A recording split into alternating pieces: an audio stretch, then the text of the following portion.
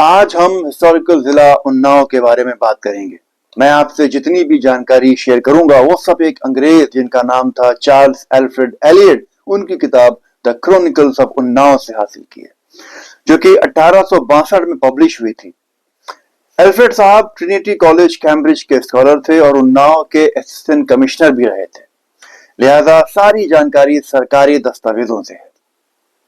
यहीं उन्नाव में एक गांव है बिलेसुर, जहां एक बहुत ही शानदार वाकया पेश आया था, वही जो हम बचपन में किताबों में पढ़ा करते थे। जी हाँ, राजा दशरथ और श्रवण कुमार की कहानी। बहुत से लोग ऐसा मानते हैं कि वो घटना अयोध्या के पास जंगल में हुई थी, मगर कुछ पंडित कहते हैं कि वो घटना यहाँ उन्नाव में हुई थी। ऐसा माना जाता है कि बिलेसुर के मंदिर में पूजा करने और उसके बाद उसके आसपास के जंगलों में शिकार करने की गर्ज से श्री रामचंद्र के पिता राजा दशरथ, जो कि अयोध्या के राजा थे, वो यहाँ आए। उन्होंने सरवरा गांव में एक तालाब के पास अपना कैंप लगाया था। उसी रात को चौसा अयोध्या का एक युवक जिनका नाम था श्रवण, जो कि जात से बनिया थे, वो अपने कांधों पर कांवर में बिठाए अपने अंधे माता पिता को तीर्थ यात्रा पर लेकर जा रहे थे। यहाँ मौजूद एक तालाब के पास पहुंचकर उन्होंने कांवर को नीचे रखा और अपने प्यासे माँ बाप के लिए पानी भरने लगे।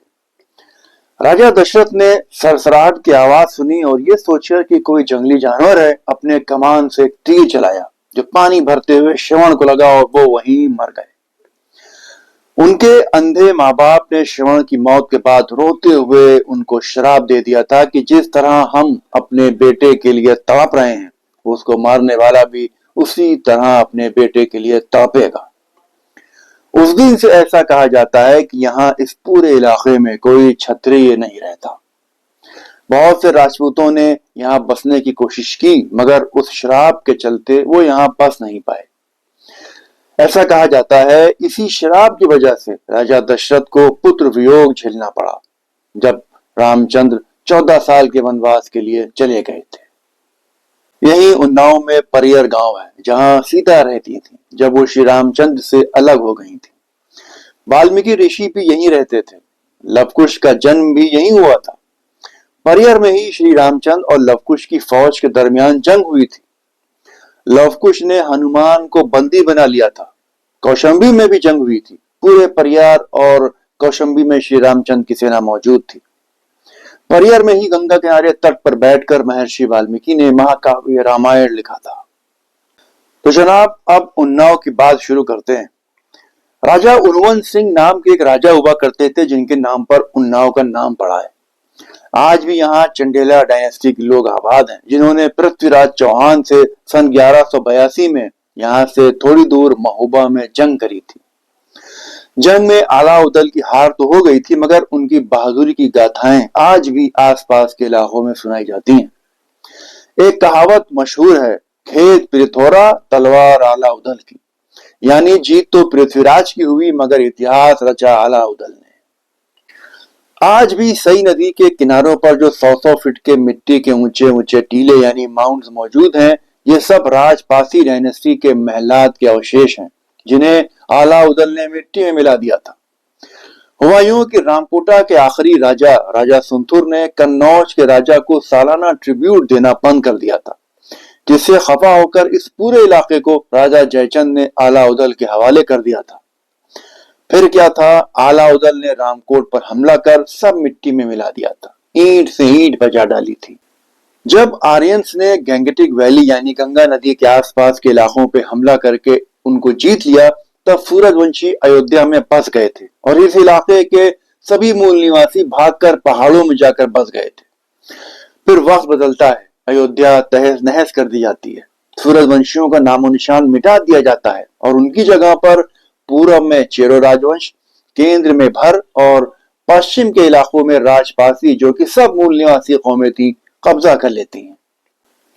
यानी जिनको आर्यंस ने पहाड़ों पे पहुंचा दिया था, वो सभी वक्त बदलने के बाद वापस लौट आए और आर्यंस को हराकर इस इलाके पर काबिज हो गए। वक्त ने ये हाल कर दिया था कि फिर आर्यंस को भागकर पहाड़ों में बसना पड़ गया और जो बच गए वो भागकर गुजरात में जाकर बस गए। उन्नाव के इलाके में राजपूत सेटलमेंट 3 फेजेस में हुआ था। पहला सेटलमेंट प्राचीन काल में हुआ। बिसेन, गहरवार और चंडेला डायनेस्टी के लोग प्राचीन काल से ही यहाँ आकर बस गए थे। दूसरा सेटलमेंट 1200 ईस्वी से 1450 ईस्वी के दरमियान हुआ था। गौतम, जनवर, चौहान, रायकवाड़, दीक्षित और सिकरवार इसी काल में आकर यहाँ बसे थे। तीसरा सेटलमेंट 1450 ईस्वी से 1700 ईस्वी के दरमियान हुआ था। गहलोत, सेंगर, पंवार, गौर और परिहार इस काल में आकर बसे थे। अब मैं आपको एक एक करके इन सभी राजपूतों के सेटलमेंट से जुड़ी इंफॉर्मेशन डिटेल में देता हूं। दूसरे जत्थे के सेटलमेंट में सबसे पहले जनवर परगना बांगरमऊ में आकर बसे थे। वो दिल्ली के पास मौजूद बल्लभगढ़ से आए थे। सूरज और दसू नाम के दो भाई उनके दो बड़े सरदार थे। सूरज यहां तक नहीं रुके बल्कि वो आगे घाघरा नदी के पास के इलाके तक पहुंच गए और वहां एकोना राजवंश की नींव डाली, जिसके मुखिया आगे जाकर महाराजा बलरामपुर हुए। छोटे भाई दसू को रौत का टाइटल मिला और 24 गांव की जमींदारी भी उनके नाम थी। सन 1527 में जब बाबर हिंदुस्तान की आजाद रियासतों को जीतने की कोशिश में लगा हुआ था, तब उसने लोधी खानदान के एक पठान शेख बयाजीद को अवध में 2.5 लाख रुपए की जागीर देकर यहाँ का सूबेदार बनाया था। बयाजीद ने बाबर के खिलाफ बगावत कर दी। उनकी इस बगावत में उनका साथ दिया उनके भाई मारूफ फिरमूली ने और एक दूसरे अफगान शेख बीबन ने। ये लोग एक लंबे वक्त तक लड़ते रहे, फिर बाद में कहीं जाकर इन्हें काबू में किया गया। शेख बयाजीद के साथ 2 सेंगर राजपूत थे और उनके नाम थे जगत शाह और गोपाल सिंह। ये सब भी बयाजीद के साथ मुगलों से लड़े, मगर बयाजीद की हार के बाद परगना असोहा में जाकर बस गए। फिर सेंगर राजपूत 11 नस्लों तक यहाँ अमन से रहते रहे और असली लोध जमींदारों को काबू में रखे रहे। मगर फिर उसी दौरान लोध परिवार ने सेंगरों के खिलाफ बगावत कर दी और ज्यादातर सभी सेंगरों की हत्या कर दी। सिर्फ उनकी औरतों और बच्चों को छोड़ दिया गया था। सेंगर भागकर वापस जगमोहनपुर चले गए, जहां से वो आए थे। वापस जाकर कुछ वक्त गुजरने के बाद वो फिर से ताकतवर हो गए थे। अमेठी के पठान भी ताकतवर हो गए थे और उनकी ताकत असोहा, गोरिंदा और परसुंदुन परगनों तक फैल गई थी। जब उन्होंने जगमोहनपुर पर चढ़ाई करी तो सेंगर उस वक्त तक काफी मजबूत हो चुके थे और किसी की हुक्मरानी कबूल करने को तैयार नहीं थे। उन्होंने बनी के करीब पठानों के खिलाफ जंग में पठानों को हरा दिया और सई नदी के पीछे ढकेल दिया। एक बात और बताता चलूं कि गंगा नदी के किनारे कन्नौज के पास बाबर ने आकर पड़ाव डाला था और फिर नाना मऊ घाट के पास नाव का पुल बनाकर नदी पार करी थी और बांगरमऊ में एक दिन के लिए कयाम किया था। उस एक दिन की याद में एक गांव बसाया गया था जिस जगह बाबर रुका था और नाम रखा गया बादशाह नगर, जो कि नाना मऊ और बांगरमऊ के बीच में है। वहां रुककर आसपास की जमीन बाबर ने अपने करीबी सीतापुर के जगत सिंह को दे दी थी, क्योंकि जगत सिंह ने बाबर का कई मोर्चों पर साथ दिया था। परगना हरहा के 28 गांव बसाए थे चंडेला राजपूतों ने। उन्हें ये गांव औरंगजेब के शाही फरमान के तहत दिए गए थे। मगरवाड़ा नाम की जगह पर उनका नरसंहार भी हुआ था। हुआ यूं कि रात के अंधेरे में लोध जाति के लोगों ने उन पर हमला कर दिया। बहुत से लोग मारे गए, पूरा गांव बर्बाद हो गया। यहाँ मौजूद मिट्टी का टीला उसी गांव की निशानी है, जिसे अब मरकटाहर या नरसंहार वाली पहाड़ी के नाम से जाना जाता है।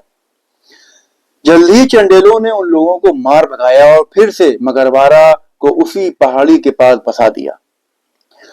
यहाँ एक टीले पर कभी सुरोसी किला हुआ करता था। इस पर मुगल फौज के कमांडर मुस्तफा बेग, और अगर यहाँ गांव के डायलेक्ट में कहें तो मुफक्का बेग, ने हमला कर दिया था। हमले के दौरान वो मारे गए थे और कहा जाता है कि उनकी रूह आज भी उस पेड़ पर रहती है जहां पर मरते वक्त वो खड़े थे। कहा जाता है कि चाहे हिंदू हो या मुसलमान, कोई भी उस पेड़ के करीब से अगर गुजरता है तो मुसक्का वीर बाबा को झुककर सलाम किए बगैर नहीं गुजरता। अब उसमें कितनी सच्चाई है ये वही लोग जाने। उन्नाव और मलियाबाद के बॉर्डर पर मौजूद एक गांव है मटरिया। वो वही जगह है जहां पर बायस राजा तिलोकचंद और मलियाबाद के पठानों के बीच जंग हुई थी। इस जंग में राजा तिलोकचंद को उनकी जिंदगी की पहली हार मिली थी और जान पर बनाई थी। जब वो जख्मी होकर गिर गए थे तो उनकी फौज में घबराहट फैल गई। सब उनको छोड़कर इधर उधर भाग गए, मगर वो लोग जो उनकी पालकी उठाया करते थे, वो उनके साथ डटे रहे और उनको किसी तरह बड़ी बहादुरी के साथ वहां से निकाल कर ले गए। फिर उस दिन के बाद त्रिलोकचंद ने अपने सभी राजपूतों के सामने कहा, आज के दिन मेरे राजपूत कमजोर साबित हुए और मेरे कहार राजपूत। उन्होंने उनका नाम मेहरा से मेहरोर कर दिया और उस दिन से मेहरोर राजपूत हो गए। राजा त्रिलोकचंद ने उन्हें परगना हरहा में 12 गांव भी दे डाले थे। आज भी वहां के 3 गांव उन्हीं मेहरोरों के ऊपर हैं, जिन्होंने त्रिलोकचंद की जान बचाई थी। बहुरी के नाम पर भोरज मऊ है, पेमी के नाम पर पेमी खेड़ा और धीमल के नाम पर ढींगरा है।